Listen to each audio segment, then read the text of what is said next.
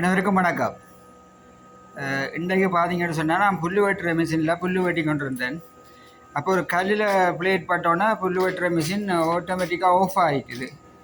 அப்போ எனக்கு அது என்னன்னு சொல்லி விளங்கியல. நான் வந்து அதில் வச்சு ஸ்டார்ட் பண்ணி பார்த்தேன், ஸ்டார்ட் வரையில்லை. பிறகு வந்து ஃபோன் எடுத்து ChatGPTயில் போய் இப்படி விஷயத்தை சொன்னேன், இப்படி வேலை செய்து கொண்டு இருந்தது, உடனே கல்லில் பட்டோட நின்றுட்டுன்னு சொல்லி அது ஒவ்வொரு டெஸ்டிங் செய்ய சொல்லிச்சுது.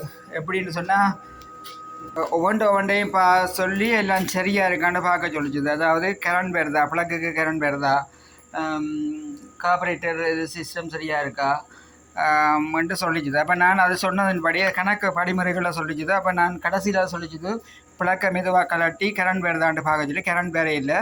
அப்போ நான் கரண்ட் வேற இல்லைன்னு சொன்னேன்னா சொல்லிச்சுது.